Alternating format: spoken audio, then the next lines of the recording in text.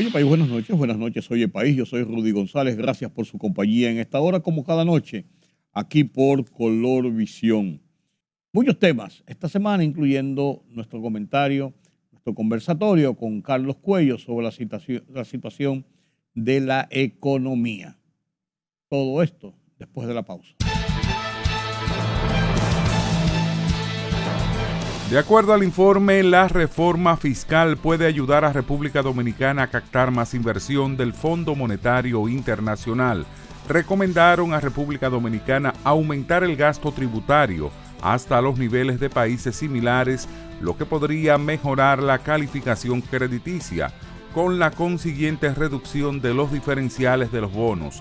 El informe detalló que los especialistas Emilio Fernández Corujedo, Pamela Madrid y Fran Fuentes afirman que cambios en la tributación y otras políticas pueden ayudar a la economía, que ya está de por sí creciendo rápidamente, a alcanzar su pleno potencial. La Comisión Electoral de la Asociación Dominicana de Profesores dijo este lunes que inscribió 18 planchas nacionales y municipales para participar en las elecciones de ese gremio el 9 de octubre de este año.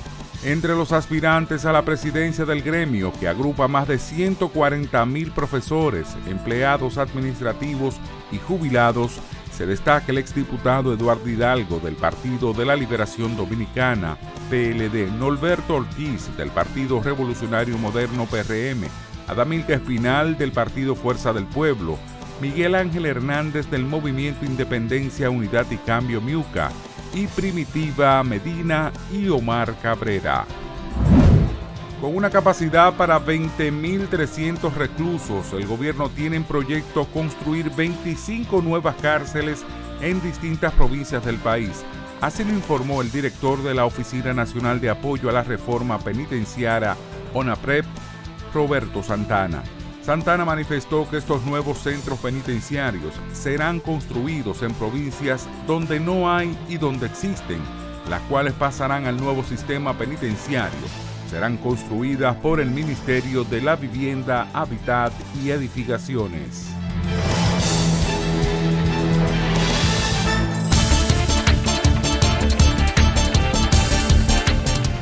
El jefe de la diplomacia estadounidense, Antony Blinken, anunció en una visita al Reino Unido que Irán suministró misiles a Rusia para usarlos en las próximas semanas en Ucrania y anunció nuevas sanciones contra el gobierno de Teherán. Rusia ha recibido entregas de estos misiles balísticos y probablemente los utilizará dentro de unas semanas en Ucrania contra los ucranianos, manifestó el secretario de Estado norteamericano Blinken en rueda de prensa en Londres. La Armada de Rusia ha comenzado el ejercicio estratégico Océano 2024, siendo uno de los principales acontecimientos en el marco de los entrenamientos de combate previstos por las Fuerzas Armadas rusas para este año. El ejercicio, que durará hasta el 16 de septiembre, se desarrollará en el Océano Pacífico, el Ártico y en el Mar Mediterráneo, Caspio y el Báltico, con la participación de más de 400 buques de guerra, submarinos y buques de apoyo de la flota auxiliar, así como más de 120 aviones y helicópteros de la aviación naval, de la Armada y de las Fuerzas Aeroespaciales rusas. Las autoridades de Vietnam elevaron a 87 los muertos y a 70 los desaparecidos a causa del tifón Yagi, que tocó tierra el sábado y bajó de intensidad al día siguiente, aunque siguió causando fuertes lluvias, inundaciones y corrimientos de tierra.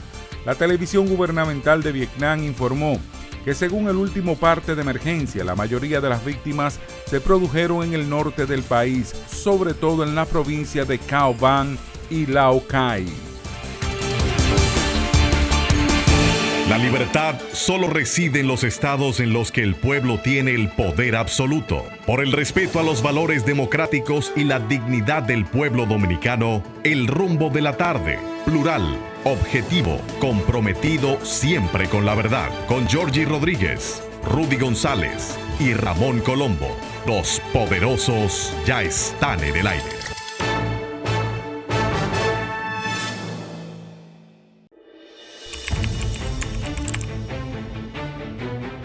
periodismo de investigación, columnas, opinión, análisis, reportajes de fondo. Hora por hora, una completa plataforma multimedia. Periodismo con valor. Noticias horaporhora.com.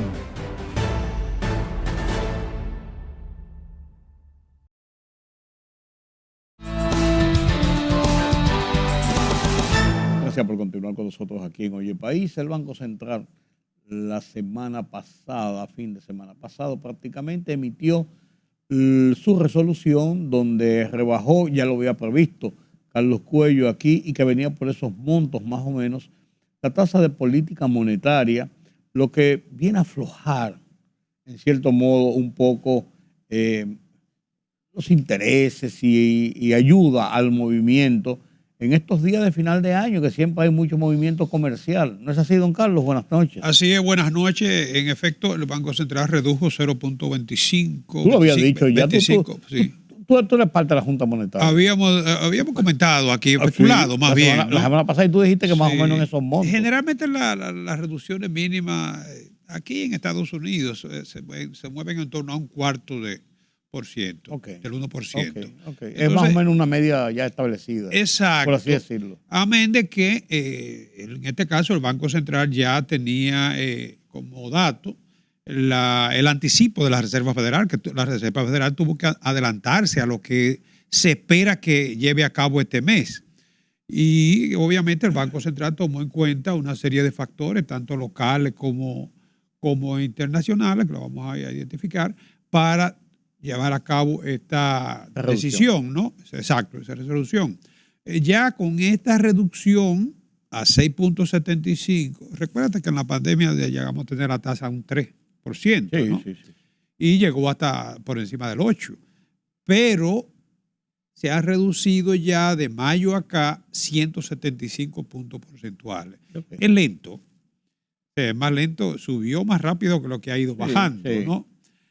Y desde diciembre estaba en el 7%. O sea que a lo largo de este año... 9 meses.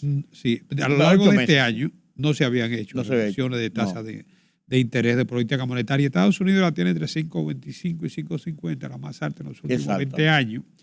Pero es alentador el hecho de que ya se haya anticipado de que en el transcurso de este mes habrá una reducción. ¿De cuánto? No lo sabemos. No lo sabemos. Pero lo sabe la FED, la Reserva Federal. Pero la inflación en Estados Unidos ya está en 2.9. El objetivo meta de ellos es 2%, pero ningún objetivo meta en materia de inflación es cerrado. Fíjate que el nuestro es 4 más o menos 1, un rango de variación. Siempre hay un rango. Pero ya cayó, aunque sea una décima, pero está por debajo de 3. Entonces, ante la posibilidad y la expectativa de una desaceleración en el crecimiento, la recesión se estima que estaba todavía muy baja la probabilidad, ¿no? Pero sí una desaceleración en el crecimiento proyectado, que en este caso se espera que la economía norteamericana crezca a un 2.5%. Pero si la tasa está muy alta, claro, se afecta la inflación, se afecta la inversión y se afecta el consumo, entonces podría desacelerarse el crecimiento. Como quiera es malo si lo vemos desde ese punto de vista. En un entorno muy confuso, con el que nos hemos estado manejando después de la pandemia, el entorno ha seguido. Sí, con altas y bajas y sin una proyección segura de lo que va a pasar. Nada gracioso para la economía. Entonces, como te digo, la tasa de la Reserva Federal probablemente se van a reducir en este mes, y el Banco Central se adelantó a lo que será la decisión de la Reserva Federal. ¿Seguirán reduciéndose las tasas en nuestro país? Mira, es muy difícil, pero ¿cuáles son los factores? Los retomo, ¿no? Las expectativas de menores tasas de interés internacional, sobre todo Estados Unidos, ¿no? Moderación de los precios del petróleo, que esa es otra parte. Tenemos más adelante. Sí, claro. Ahora mismo muy favorable para nosotros, ¿no? Pero con unas expectativas que uno no sabe lo que puede pasar mañana. No, claro, mucha volatilidad, ¿no? Pero con tendencia ahora a la baja, ¿no?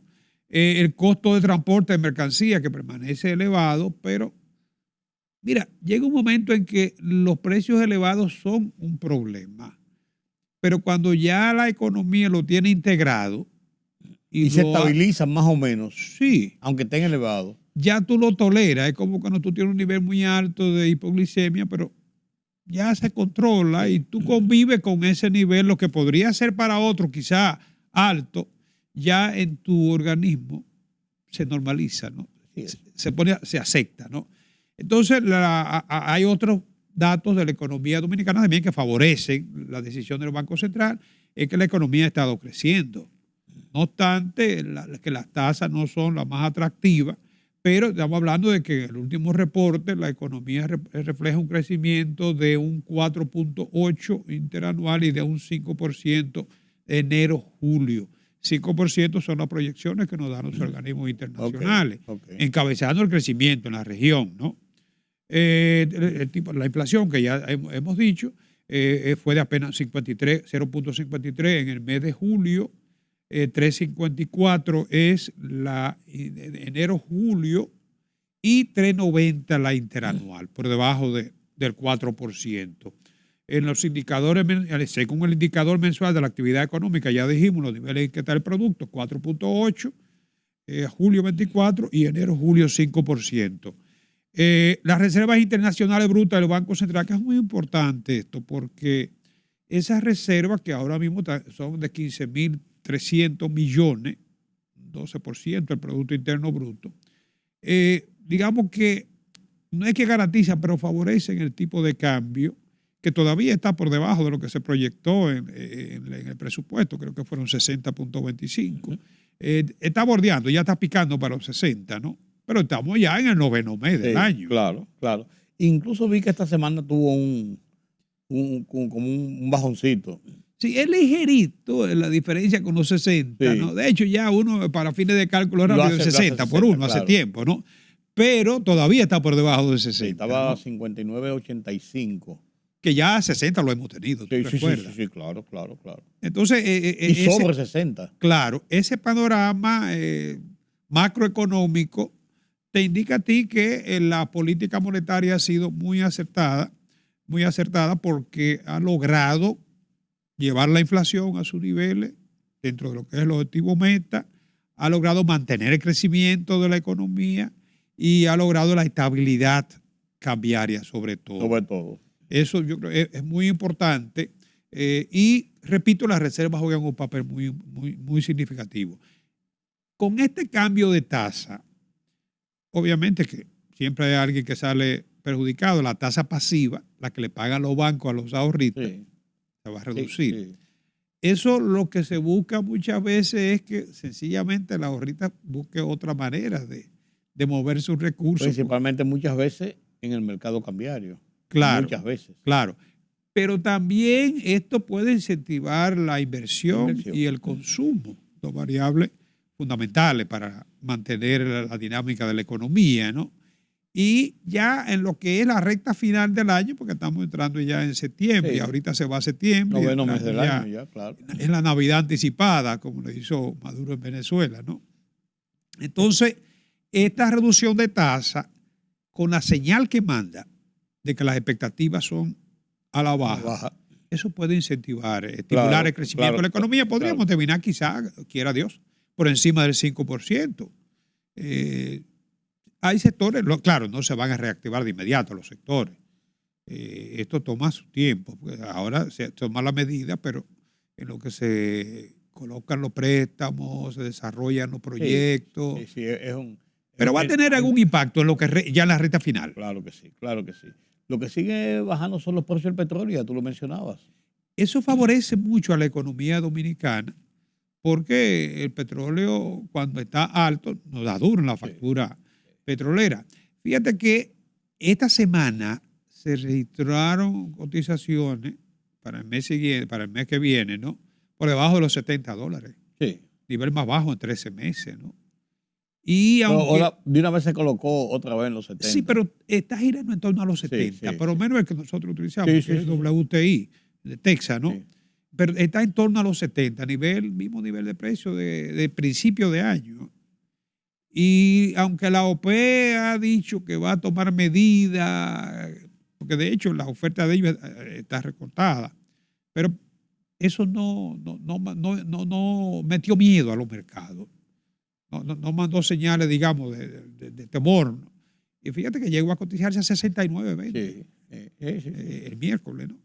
Entonces, los precios, repito, están los primeros en 13 meses. Nosotros tenemos en el presupuesto estimado de 81.50 el barril de petróleo. Sí. Es una diferencia muy Importante. favorable. Cada dólar del barril de petróleo significa mucho dinero en dólares para República Dominicana. Sí, esta semana vi que la transferencia creo que anda por los 250 millones de pesos. La semana pasada, el viernes, sí.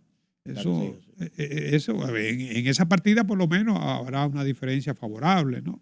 En la finanza pública. O menos lacerante, diría yo. Sí, pero es un dato muy favorable para la economía dominicana, ¿no? Porque no es lo mismo petróleo al alza que... No, claro que sí. Y mientras tanto, esta semana se montó en pánico el país cuando José Rijo dijo que el lunes iban a presentar el proyecto de reforma fiscal. Y comenzó de una vez, se activó medio país y comenzaron los sectores que le tienen temor a esa reforma, se activaron, pero el gobierno este jueves anunció que no, que fue un error de interpretación, que va a ser en las próximas semanas, que la S en las dos partes fue lo que entendió que era la próxima semana, y son las próximas semanas, dijo el vocero del Palacio. Mira, eso es amagar y no dar. Yo pienso que el país nos resiste una reforma constitucional, una reforma tributaria. Y una laboral junta. Y bueno, la laboral que está ahí durmiendo el sueño eterno. No, pero la laboral el presidente dijo la semana pasada, tienen 10 días los empresarios y los patronos y los trabajadores por si van a llegar a un acuerdo sobre el tema pendiente. Si no llegan a eso, nosotros sometemos la... Pero además las altas cortes también, que se está conformando ya con los consejos. Bueno, las altas cortes lo que tiene pendiente es con la conformación. El Consejo Nacional de la Magistratura. No. El Consejo Nacional de la Magistratura tiene un caso de un juez que ya abandona por razones de salud y edad, y abandona. Es lo único que tiene pendiente. El Senado tiene pendiente el tema de la Junta Central Electoral, eso yo creo que no va a tener mucha controversia, y hasta febrero el tema de la Cámara de Cuentas. Bueno, pero lo que te digo, son demasiadas cosas. No, muchas cosas juntas. Sí, efectivamente, mira, crea confusión esto, ¿no? Porque por un lado lo que tú dices, José Rijo, que es director de presupuesto, te dice que el lunes. Pavel Lisa, el ministro de Economía y Hacienda, dice que la reforma será gradual. Sí. Yo ahí difiero un poco de Pavel porque la verdad es que ya le hemos dado mucha larga al asunto. Hay tratamientos cuando tú lo haces gradual, muchas veces lo que hace es prolongar más los sufrimientos. Entonces yo creo que lo ideal aquí es hacerla de shock. O sea, que tú la apruebes y que la vaya implementando. Eso sí se puede, eso sí se puede. Eso sí. Incluso todavía hay cosas de la última vez que se hicieron ajustes. Ese es el peligro, que se hace y después entonces se para. Que no se han aplicado. El tema de los malbetes. La tarifa eléctrica. Y los malbetes está ahí. Y los malbetes. Desde el año 2012. Todavía más tiempo, tiene como 5 años. Ese es el peligro de gradualismo, ¿no? En ocasiones nos ponen unos impuestos provisionales que se quedan ahí por todo el tiempo, ¿no? Así es. Pero yo creo que debería contemplarse implementar esa reforma de golpe por raso. Tomar una decisión. Sí, porque es la única manera que tú tienes de controlar esa hemorragia de préstamos, que no podemos seguir en eso. Entonces, fíjate, 3 posiciones. La del director de presupuesto, que yo entiendo su preocupación. Yo te decía, comentábamos nosotros, que el presupuesto de este año no debe ir al Congreso sin identificar de dónde van a salir fuentes, por lo menos para reducir el déficit. Pero déjame decir una cosa. La ley dice que tiene que someterlo el 1 de octubre, a más tardar, debe estar en manos de los congresistas. Por eso te digo. Entonces José Rijo tiene razón cuando él dice que ya no pueden seguir recortando el gasto de inversión o de capital. No puede. Entonces, bien claro, el presupuesto ya debe estar prácticamente elaborado. Debe estar elaborado ya. Y eso va a implicar de alguna manera identificar fuentes de financiamiento que contribuyan a reducir el nivel del déficit fiscal. Por lo menos sería una buena señal. Yo no digo quizá lo ideal sería de golpe, pero pon tú que por lo menos se reduzca a la mitad, que es un 3%, 3.1%. Sí. Y por supuesto que yo soy partidario de incluir la deuda del Banco Central. Es un proceso para que se le ha dado larga, ¿no? Pero si tú incluyes eso, entonces va a ser más largo todo. Claro, porque va a requerir más recursos. Claro. Y déjame decirte, la posición del gobierno es la posición política oficial. Bueno, porque entonces después que viene el director del presupuesto, el ministro de Economía, entonces viene Homero y plantea la posición, sí, de un vocero presidencial. No, el vocero presidente, y dijo que no va a ser, que el lunes no se va a presentar. No, que se avisará oportunamente, sí, como esa... Sí, y que eso es para, que se lo quiso decir para la próxima semana. La próxima semana puede ser dentro de 3 meses. Oportunamente. Claro. Sí, o sea, pero la verdad es que ya con esto yo creo que se le ha dado mucha larga al asunto. Debate yo creo que ya no requiere más. Pero yo lo que estamos seguros es que el lunes no va.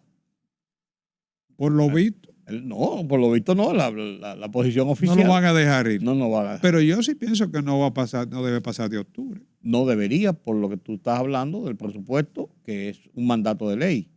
Claro. Un mandato de ley, salvo que hagan una cosa, sometan el presupuesto sujeto a, en el camino de la aprobación, entrarle reformas, porque eso es posible, porque se hacen reformas si se aprobara la ley. Sí, pero si tú comienzas a discutir una reforma, ahora no va a aportar recursos para el año que viene, que es lo que tú necesitas. ¿Qué es lo que anda buscando? Claro, además te voy a decir algo.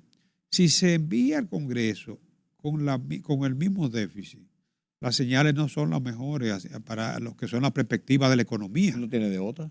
Por eso te digo, la perspectiva económica con un déficit que ya viene año tras año manteniéndose y un presupuesto que se envía ahora con un nivel de endeudamiento por encima de los 300 son 300 y tantos de millones de dólares. Son... No, 3,000 y pico de millones. Casi 300 mil millones.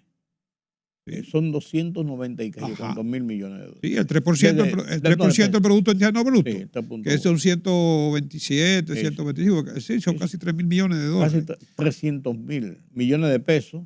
3,000 millones. Bueno, 3,000 millones de dólares, claro. Entonces, si tú envías ese presupuesto con ese déficit, no manda las mejores señales. No, claro que para las expectativas de la economía. O sea, y además de eso, sin buscarle respuesta al déficit cuasi fiscal. Pero eso lo hablan ustedes los economistas, pero hay una parte política que hay que ver cómo la va a asumir el gobierno. Esa es la otra acera. El gobierno tiene a su favor algo, que todos lo sabemos, y es la mayoría congresional. Pero a veces el poder, tener mucho poder a veces... No importa, la cosa es que si lo aprueban, es la reacción por la aprobación. Sí, es lo que te digo. A veces tener mucho poder uno termina derrotado con su propia fuerza. Claro. Porque es lo que tú dices, aquí hay variables políticas. Sí, ¿no? Que esa va a primar conjuntamente con la situación de la economía. Sí, por eso decía el vocero presidencial que hay que buscar... que tranquilícense, que las cosas no son... La manera, sí, de consensuar y eso. Buscar la vuelta. Pero fue en menos de 24 horas la reacción por donde quiera llenó redes y periódicos y declaraciones y comentarios. Sí, pero como quiera, de que viene. Pues la gente no quiere que llegue. Eso, es que la gente, como cuando tú tienes un pariente que tú sabes que se va a morir, pero... No quiere que se muera. No, y tú todos los días tienes la esperanza. Sí, bueno. Es así. Gracias, don Carlos.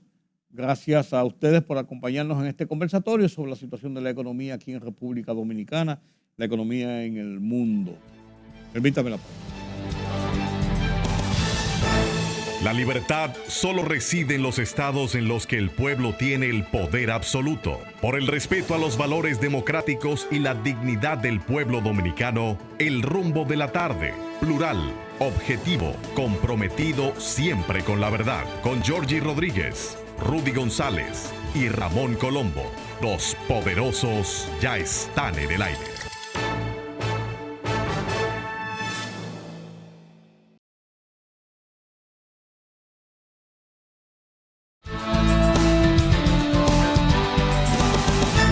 Medio Oriente está como por soltarse el loco desde hace mucho tiempo, pero como que vienen a veces algunas ráfagas y el loco se pone en la puerta de la casa y quiere salir para la calle a tirar piedras. Y a veces entonces encuentra que lo meta para adentro, pero a veces el loco se queda mirando por una reja.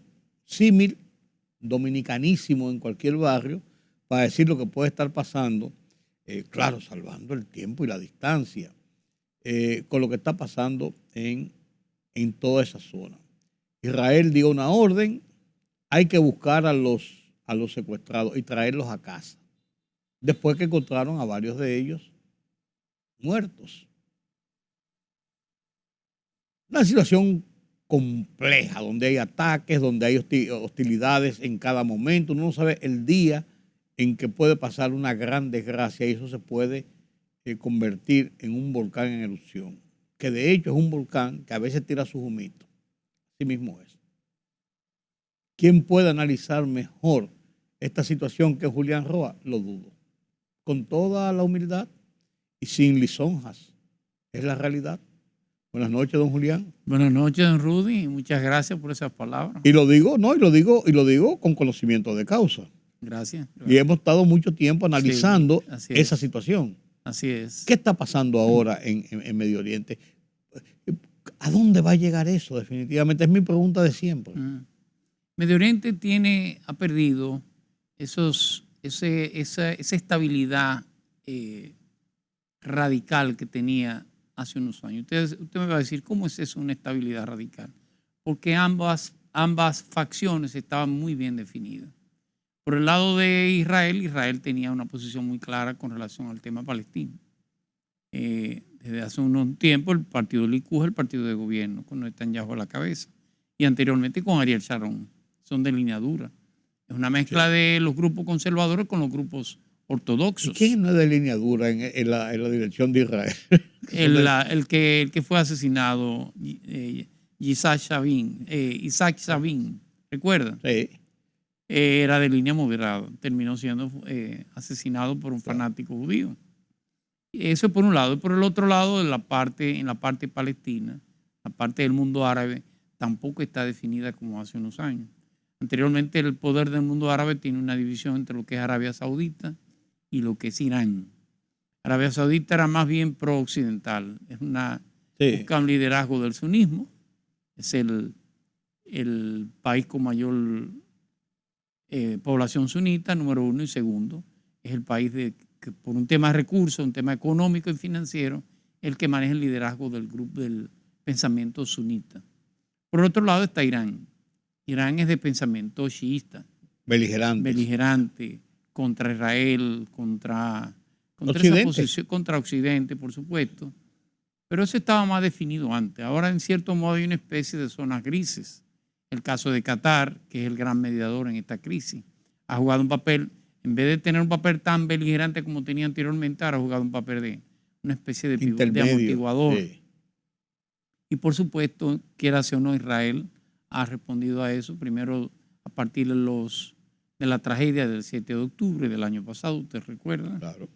La muerte de los judíos en los kibbutz, en la zona de Sderot, casi 1.500 personas.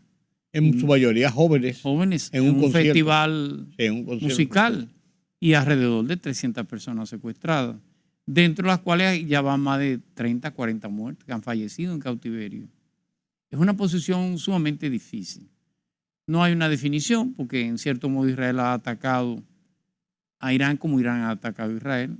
El Hezbollah, que es la parte del norte, la parte del Líbano, que es una milicia eminentemente pro-iraní, pro-siria, ha jugado su papel. En pocas palabras, Medio Oriente está en una situación sumamente convulsa. El pueblo judío manifiesta una especie de agotamiento y de cansancio. Quiere un cese del fuego. El mantener la hostilidad durante casi un año, casi 40.000 personas fallecidas, no ha dado el resultado que esperaba Israel. Se esperaban que iba a ser una cosa rápida. No se han liberado los rehenes. Se pensó que entrar a Gaza era un asunto de días. La verdad que vamos para el año casi. Y no hay una solución que se vislumbre. secretario Blinken vive más en Medio Oriente que en Estados Unidos. Así es. Ha dado más viaje que ningún secretario. Así es. Y la verdad que no ha logrado poner de acuerdo. Y eso tiene mucho que ver con esa política dubitativa que ha mantenido Estados Unidos. Media ambivalente el presidente Biden con relación al tema judío-palestino. Pero la cosa está como yo amago, yo digo, yo tiro, yo echo para atrás, yo reculo, de parte y parte. Así es. Pero la realidad es, yo veo que Occidente apoya a Israel, como es lógico. Mayoritariamente. Sí, encabezado por Estados Unidos, Inglaterra, o sea, tienen una posición definida en ese sentido. Sin embargo, son también muy críticos de las acciones de Israel. Es que es un genocidio realmente. Pues te digo, son muy críticos entonces, Independientemente de la razón. sí, a veces Claro. uno ve y uno dice, pero realmente, ¿en qué momento este apoyo puede soltar las amarras o ellos pueden soltarse de esas amarras y las cosas ya llegar a una escalada terrible? Esto le ha permitido a Israel cambiar el paradigma de los acuerdos de Oslo. Recuérdese los acuerdos de Oslo del 93 que establecieron la hoja de ruta Sí. para el establecimiento del Estado palestino. Israel hace unos meses cambió radicalmente y dice que 2 estados. No, lo que anteriormente él decía que era obligatorio reconocer su estado en ese territorio, ahora dice que no se puede reconocer el otro. Sí. Y eso cambia radicalmente todo, hay que decirlo. Eso lo complica. De hecho, es una zona que en cierto modo era una zona amigable para Israel, que era el caso de la Cisjordania, Hebrón, el West Bank, toda esa zona. Ha habido ataques a judíos y viceversa, que solamente se daba en Gaza. Hay una situación sumamente convulsa en la cual Israel ha puesto muchas víctimas. Quien más la ha puesto es el pueblo palestino, por supuesto. Pero Israel ha cambiado la posición que tenía y ha asumido una posición mucho más radical. Eso no puede provocar divergencias en Occidente, en Europa, la parte con Rusia y la crisis con Ucrania. Claro. Los chinos están muy, muy al margen de todo este tipo de cosas, prácticamente así públicamente. Pero no puede cambiar esto, toda esa correlación de fuerzas, no. Pero sí de ideologías y de líneas de pensamiento y de situaciones. De hecho, Alemania reconoce el Estado palestino. Bruselas reconoce el Estado palestino. Grecia reconoce el Estado palestino. Muchos de los países de Europa que anteriormente jugaban un papel más o menos de mediación han pasado a reconocer el Estado palestino. Y eso tiene una posición, fortalece la posición. Lo que pasa es que los palestinos no han podido ponerse de acuerdo sobre cuál de los dos bandos va a asumir con el poder como autoridad. Ahí está la Autoridad Nacional Palestina en el caso del grupo Hamas. Así es. Y bueno, y los de Hamas tienen una posición y la Autoridad Palestina otra. Claro. Son muy diferentes. Incluso. Para Al-Fatah, la existencia de Israel no es un problema, es una realidad. Para Hamas, Israel no debe de existir. Claro. Lo cual son posiciones radicales. Muy radicales y muy distantes una de otra. Claro. Venezuela. Parece que todo apunta ahora a que la represión de Venezuela y va pasando el tiempo, ya pasó un mes y no se ha llegado a ningún acuerdo. Maduro está empoderado de la sentencia o de la decisión del Tribunal Superior y está viviendo como su trance. Y parece que el tiempo puede jugar a favor de ellos. Y la represión ahora parece que viene sobre el liderazgo de la oposición, comenzando por Edmundo González Urrutia. Venezuela se ha convertido en una dictadura, innegablemente. Sí. Las elecciones fueron un fraude. Fueron un fraude anterior al proceso electoral y todo indica, y esta es la parte especulativa, que los resultados no le fueron más adversos al chavismo de lo que ellos entendían. Fíjate que ellos ni siquiera dan los resultados, se conocen. La idea de que ganó el presidente Maduro sin contar las actas y sin haber terminado el conteo de las actas, se produce la misma tarde de las elecciones. Correcto. Lo hace el presidente de la Comisión Nacional Electoral, que ahora dice desde Panamá que nunca pudo ver todo el proceso, por un lado. Y por el otro, eso termina de manera extraña. Quien lleva al tribunal, al Tribunal Supremo de Justicia de Venezuela es el propio chavismo. Mira, ellos dicen que yo gané, compruébame si yo gané o no. Algo inaudito. Pero la jueza había sido funcionaria del gobierno de Maduro. Sí. Y evidentemente la posición. Sí. Venezuela indica. es un golpe de Estado, innegablemente. Un golpe de Estado institucional, un fraude electoral. ¿Qué ha hecho la comunidad internacional? Está dividida, innegablemente. Aunque hay condenas tanto del grupo de países del comunicado de Santo Domingo, que por cierto fue el mismo día de la toma de posición del presidente Abinader, hay otras posiciones un poco más moderadas, como es el caso de Brasil, Brasil, el caso Colombia, de Colombia y el caso de México. De México, tres grandes. Tres grandes que tienen mucho peso en la comunidad internacional latinoamericana. ¿Qué va a pasar? No lo sé. La consolidación del poder Maduro tiene mucho que ver con la crisis rusa-ucraniana, aunque no lo crean. Estados Unidos no puede darse el lujo de generar inestabilidad energética en este hemisferio. Y Venezuela juega un papel importante en eso, innegable. Con su petróleo. Con su petróleo. El petróleo venezolano es imprescindible para la seguridad estratégica de los Estados Unidos. Y con eso no juegan. La democracia es un juego, la seguridad es una obligación. No, claro. Y si... Solamente dentro del Maduro, perdóneme que... Solamente que venga una crisis dentro del propio chavismo, del madurismo, podría generar inestabilidad en Venezuela. Pero si volvemos a un episodio de esta película que ya tiene bastante tiempo, si volvemos a un episodio, venimos a un episodio, tiene 25 años dándole vuelta a esto, de que fue la persecución contra la oposición, los encarcelan, los mandan para el exilio, el mismo juego que ha pasado con Capriles, con Leopoldo López, con todos. Con todo. Con Guaidó, con todo eso, con Ledesma, con todos. Entonces, si volvemos a ese juego, entonces, ¿qué va a pasar en Venezuela? O sea, va a seguir el chavismo, va a seguir el madurismo, vamos a ponerle un nombre ya, un nombre propio, el madurismo, y entonces... Aunque le parezca extraño, la crisis económica en Venezuela no es que ha mejorado, pero es menor a hace 5 o 6 años. Claro. Las grandes colas y las grandes desabastecimientos no es que no se dan, pero no en el nivel que se daban en ese periodo de crisis.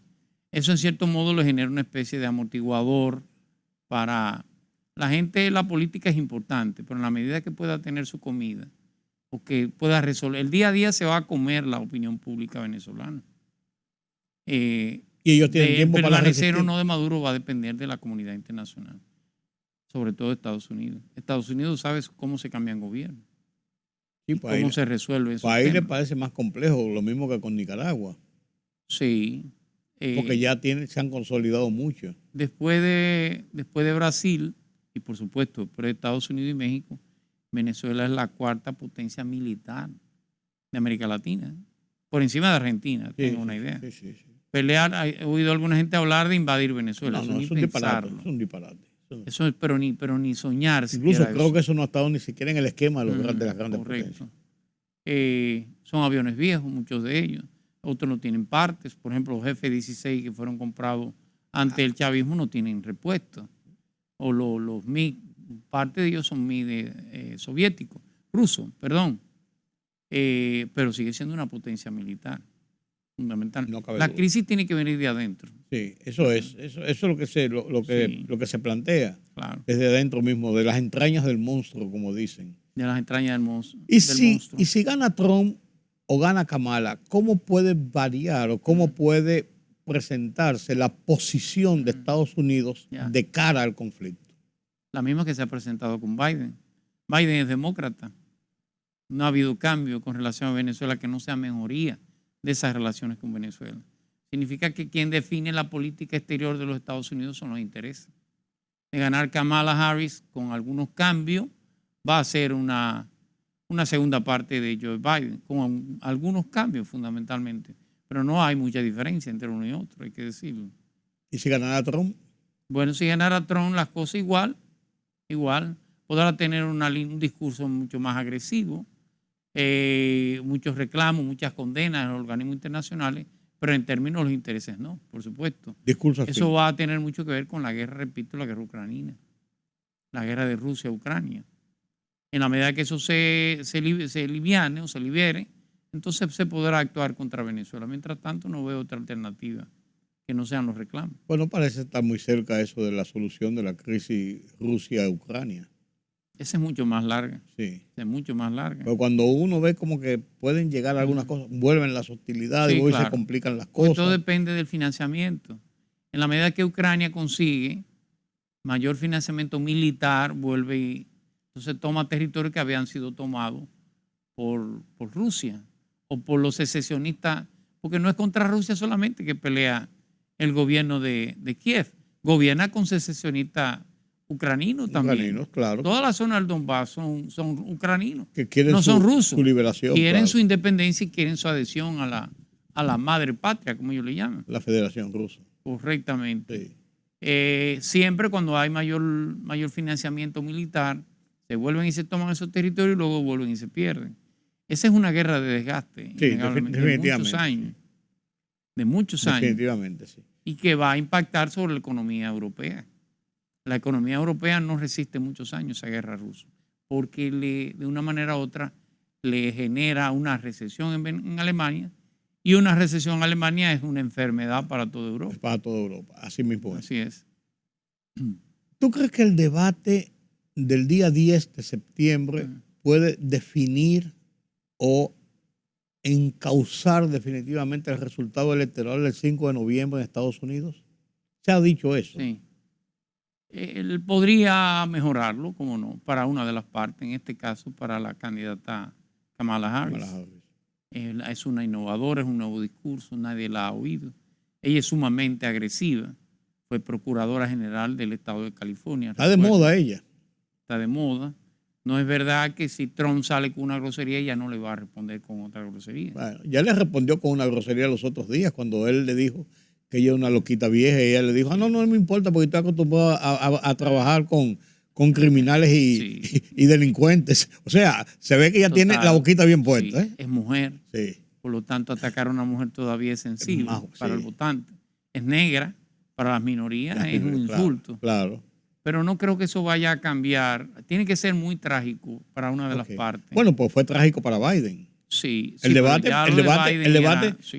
fue la tragedia. O sea, porque todo el mundo veía lo que venía, pero fue la tragedia. Tendría que ser muy, muy asimétrico los resultados para mejorar, para cambiar mucho la situación. Los swing states, como yo le llamo, los estados pendulares, el voto pendular, depende mucho del centro de los Estados Unidos. Y esos, en la medida que la economía no mejore, esos estados siguen entendiendo que quieren un cambio de gobierno. El problema del cambio es hacia dónde. Eso te iba a decir. Trump, mucha gente no quiere a Kamala Harris ni quiere a Biden. Y una gran parte de esa gente dice, bueno, ¿para dónde voy? Hay una especie de resignación en una parte. Otro no. Otros van a apostar a Trump de nuevo. Esos swing states estamos hablando alrededor de 9 estados. 9 estados. El Partido Demócrata necesita ganar 6 por lo menos. 6. Significa que si eso no sucede, porque recuerde que en Estados Unidos el voto no es electoral. Sí, no es directo. No es directo. Usted vota en los estados para nombrar los delegados. Son electos en el mes de noviembre, son escogidos en el mes de noviembre y esos delegados votan en el mes de enero. Sí. Entonces esos delegados dependen primero de la representación de cada estado. Un delegado electoral es exactamente lo que es un representante, para que tengan una idea. Sí, sí. Si un estado tiene, California, por ejemplo, tiene 2 senadores, ¿no verdad? Tiene un senador junior y tiene un senador senior. Y tiene 45 congresistas. O sea que el estado en sentido general tiene 47. 47. O sea, esos son los representantes, no eso, pero Sí, esa es la misma esa es proporción, la de proporción, representantes que tiene el estado de California. O Nueva York, que tiene 25, por ejemplo. O New Jersey, que creo que tiene 22. O la Florida, que tiene 18. Cada uno, entonces, en la mayoría del sistema electoral es que el que gana la mayor cantidad de votos ciudadanos se lleva a todos los delegados electorales. No es que se lo dividen, sino que se lo lleva a todos. No hay una proporción. En algunos estados se hace alguna división, pero son los menos. Y son en los estados pequeños. Son estados como Iowa, son estados como Rhode Island, son estados que son de 3, 4, 5 y 7 delegados electorales. O sea, quien define las elecciones en Estados Unidos son los grandes estados. Estados. Y esto, les repito, están mayoritariamente resentidos con el Partido Demócrata. No sé si esta señora Harris tendrá el tiempo para recuperar eso que perdió Joe Biden. Si la economía no mejora, y ahí tenemos que entrar en el tema económico, en Estados Unidos el Banco Central no depende del gobierno, es totalmente independiente. Tiene mucho que ver con el nivel de salud de la economía. Bueno, va a reducir ahora en septiembre Sí, ahí voy. la tasa monetaria, política Sí, monetaria. sí. La Y eso tasa de interés. Sí, eso va a aflojar un poco. Sí, claro, va a llevar más dinero a la calle, Sí. por lo tanto posiblemente lleve más empleo. Y todo indica que el miedo y el riesgo de que se pudiera producir una inflación, que era lo que buscaba evitar Biden, deteniendo las tasas de interés, esto pueda mejorar. No necesariamente, les repito, la Reserva Federal, que es el Banco Central, no tiene nada que ver con política. Sí, está claro. Tiene que ver con que los índices macroeconómicos le digan si es factible o no. Sí. Pero como hicieron el aliviar la anuncio economía. el anuncio lo hicieron prácticamente de que se iba a producir. Claro. Se está esperando eso y el resultado inmediato, porque es un Sí, resultado claro. de 30 días. Tú comienzas a Sí, verse. sí, claro. No, desde el anuncio ya hay una mejoría. Sí. Porque en la medida que usted sabe que va a haber un mayor nivel de circulante, eso genera mayor actividad económica en todo el sentido. Lógico. Y por supuesto mayor inversión en todo lo que son los mercados bursátiles. Y eso va a entrar en la recta final de los la mercados campaña. secundarios. Claro que sí, por supuesto. Eso es un anuncio positivo para el Partido Demócrata. Lo que le insisto, no sé, todo va a depender. Donald Trump está como el buen jugador de baloncesto. Está congelando la El bola. balón. Lo único que necesita es que el reloj suene el reloj y acabe el tiempo. Mientras menos error cometa Donald Trump, fíjate que iba a 2 debates, va a un solo ahora. Porque enfrentar a Kamala Harris no tiene. Las posibilidades de ganar son mínimas. Número 2 no le suma nada. Sí. Y no es lo mismo que con Joe Biden. No, por supuesto. Incluso ya la política del viejo ya tienen que variarla. El Partido Demócrata tuvo una gran oportunidad con el candidato a vicepresidente. Escogió una persona de pocas luces que no creo que le sume ni le reste a la candidata. No sé si eso es parte de la estrategia. Pero en términos de lo que son los votos electorales, pudo haber hecho mejor elección. Pudo haber escogido, Sí. ¿no? Pudo haberlo tomado el estado de Pensilvania, por ejemplo, el propio gobernador. Se estaba hablando. Que tenía mayor nivel. Yo de Zafiro. Sí. Aunque Pensilvania, recuérdese que el senador, Pensilvania no, ¿cómo se llama el estado Jardín? New Jersey. New Jersey tiene el problema del senador. Sí. Senador que ya renunció, por cierto. Está Bob Menéndez. siendo sometido por corrupción. Por corrupción. Y Eso espionaje, afecta a la sí, claro. candidatura de una manera u otra.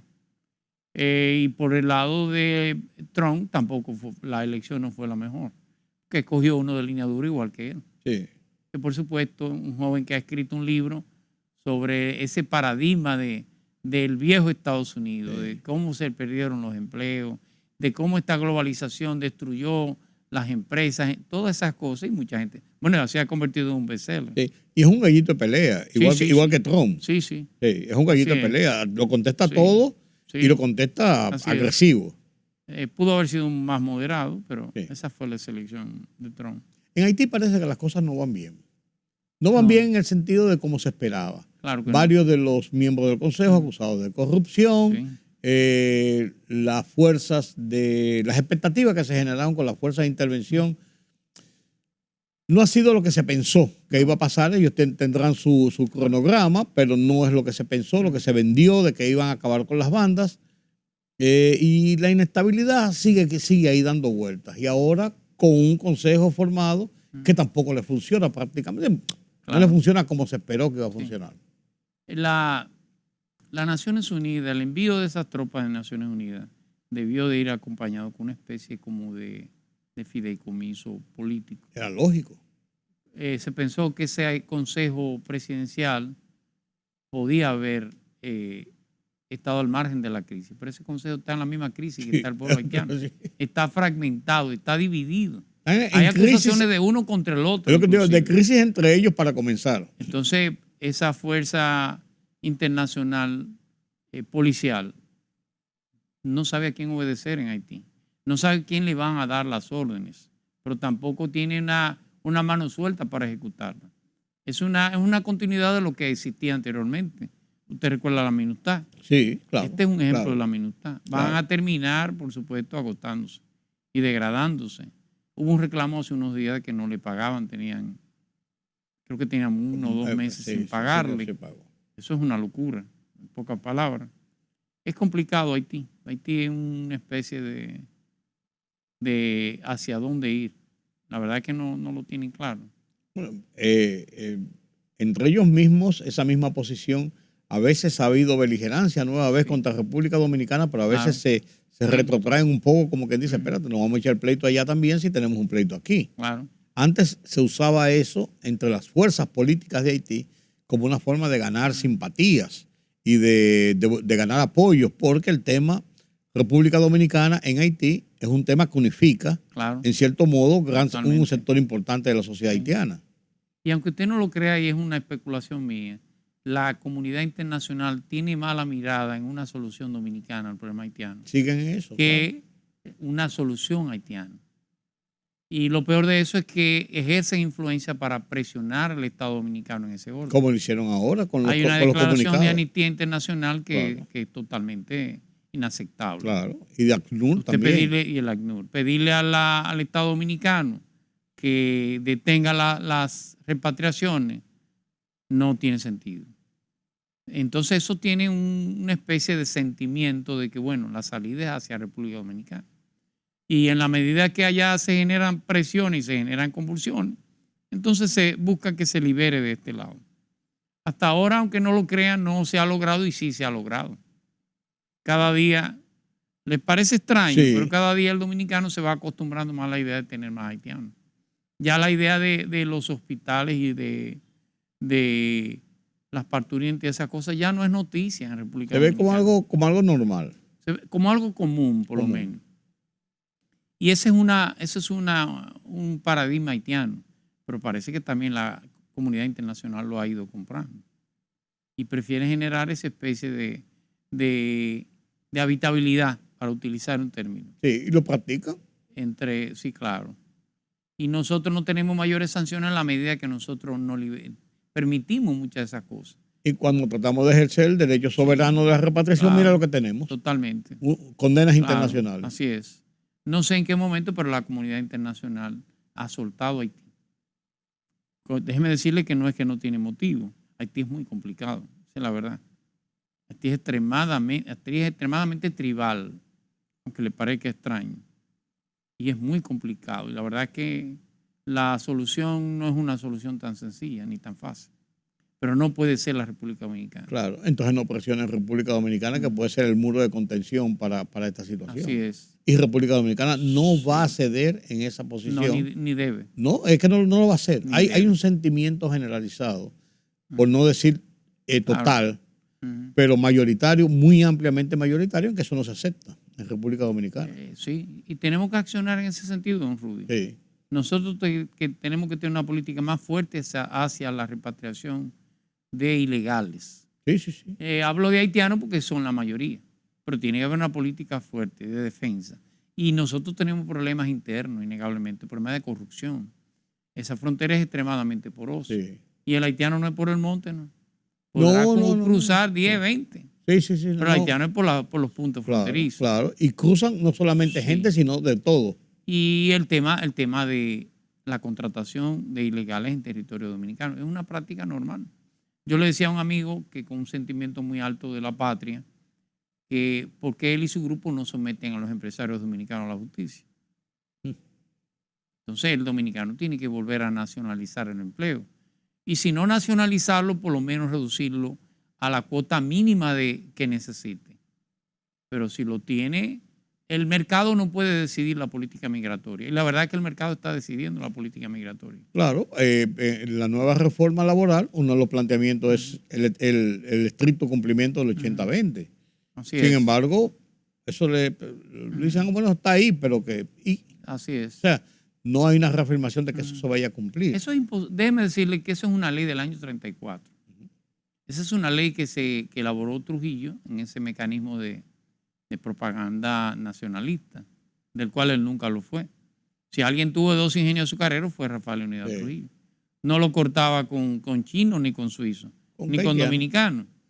Pero ese quizás no es el 80-20, pero usted tiene que buscar un equilibrio de manera tal que la mayoría de la mano de obra sea eminentemente dominicana. Y para eso tiene que haber sacrificio. Pero en un momento como este, yo analizando eso mismo los otros días cuando vi en la nueva reforma laboral, yo decía, sí, pero vamos a suponer se aplica radicalmente el 80-20 y se llega a un 40-60. Vamos a suponer. Sí, sí. Estamos soltando un grupo de gente que no va a tener nada que hacer, que no va a ganar dinero, que ya están aquí. Claro. ¿Cómo los controlamos? Con la política migratoria. Sí, pero ahí no son 220,000 al año. Son 220,000 por semana. Sí, claro. Para poder controlar una situación de esa naturaleza. El presidente... O sea, es una situación radical. El presidente, como una medida de propaganda, trabajó el tema del muro. Pero no van 12 kilómetros.